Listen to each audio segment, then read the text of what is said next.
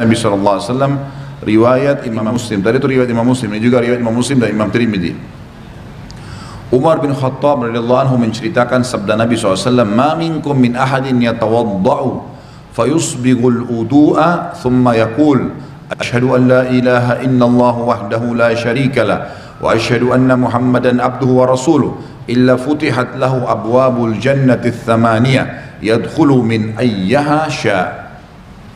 Tidak ada seorang pun dari kalian berwudu lalu menyempurnakan wudunya, kemudian mengucapkan asyhadu an la ilaha illallah wahdahu la syarikalah wa asyhadu anna Muhammadan abduhu wa rasuluh.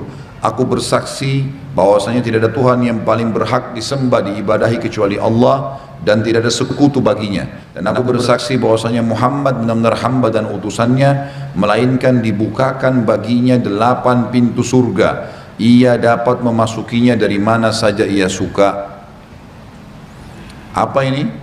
Wudu, hanya wudu terus syahadat. Kenapa malas wudu? Ini yang masih malas wudu kalau mau tidur nih, siapa ini? Hah? Kenapa malas wudu mau tidur? Wudu, Nabi SAW suruh. Dalam sebuah hadis dikatakan, kalau seseorang hamba tidur dalam keadaan bersuci, wudu, maka Allah akan titipkan bersamanya malaikat di ranjangnya, yang setiap kali dia bergerak, malaikat itu mengatakan, ya Allah ampunilah dia. Balik kiri kanan lagi tidur kita nggak sadar, malaikat minta, ya Allah ampuni, ya Allah rahmati.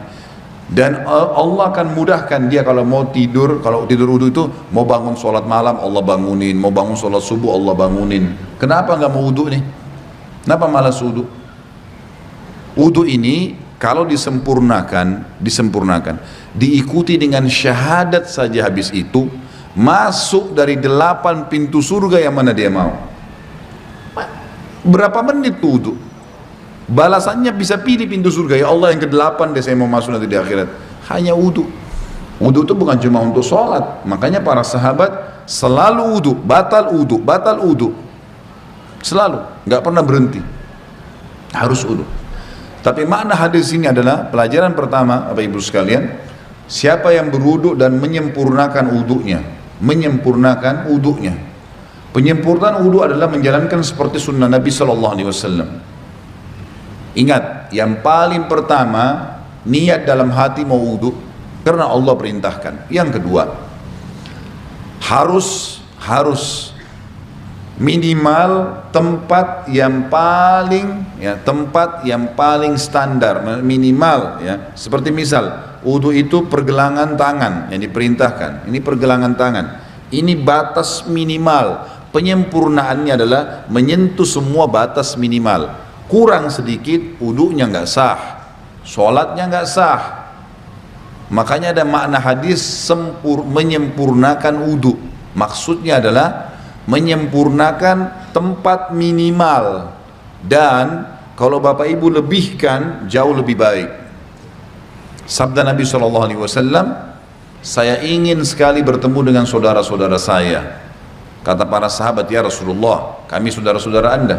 Kata Nabi SAW, bukan, kalian sahabat-sahabatku, saudara-saudaraku yang datang nanti sepeninggalku, kita ini semua. Lalu sahabat faham, mereka berkata, ya Rasulullah, bagaimana Anda bertemu dengan mereka? Bagaimana Anda bisa mengenal mereka nanti? Karena ketemunya di hari kiamat. Kita ketemu dengan Nabi SAW kapan? Di hari kebangkitan, mahsyar. Bagaimana Anda mengenal mereka sementara Anda tidak mungkin kenal mereka, tidak pernah ketemu, mereka juga tidak pernah ketemu dengan Anda? Kata Nabi SAW, sungguh dari tempat-tempat wudunya umatku akan keluar cahaya yang terang, dan tidak ada itu pada umat yang lain.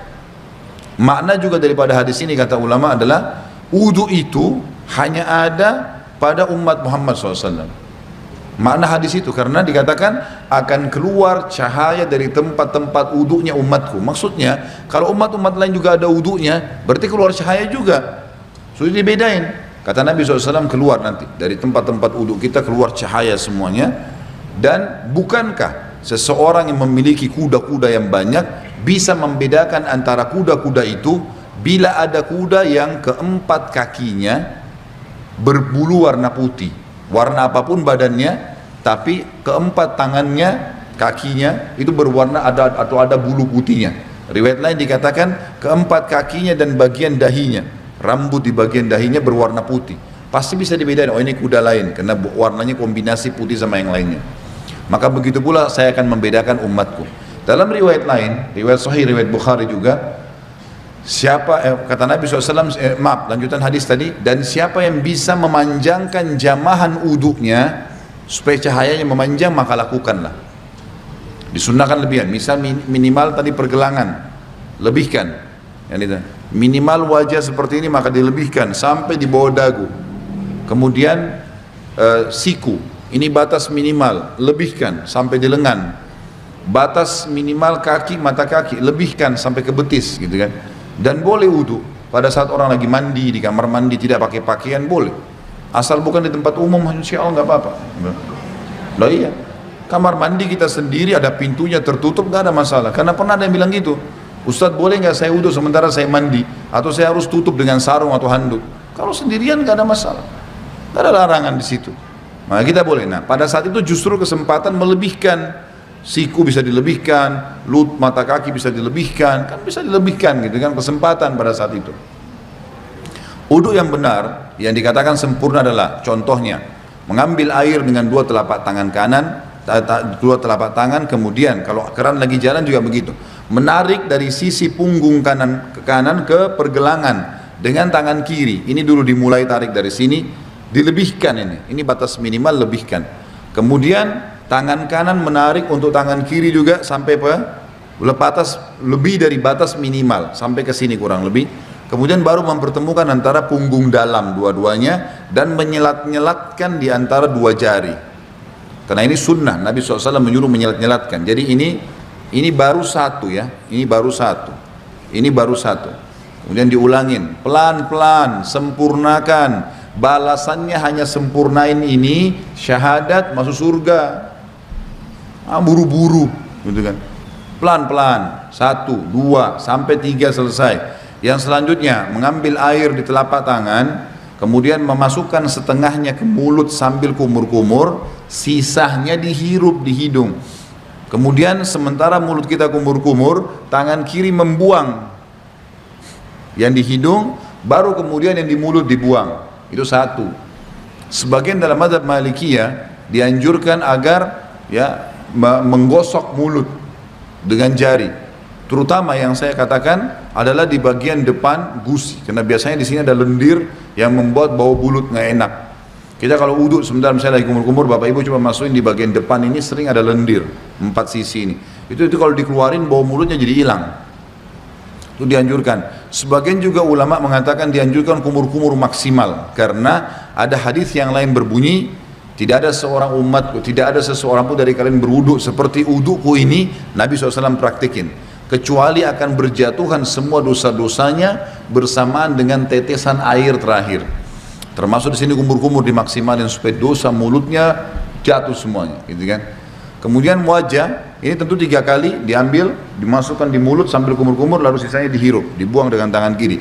1, 2, 3. Setelah itu mengambil air dengan 2 telapak tangan, kemudian dari awal tumbuhnya rambut sampai 2 jari di bawah dagu, dari awal kuping kanan dengan kuping kiri, dimasukkan di wajah, kemudian diputar. Ini 1, gitu kan. Kemudian 2, ini semuanya kena, dan seterusnya 3. Bagi teman-teman yang berjenggot tentu diselat-selatkan, sunnahnya begitu. Diselatkan jari di antara jenggotnya, sebagaimana mungkin kalau jenggot seperti saya mungkin dimasukkan begitu.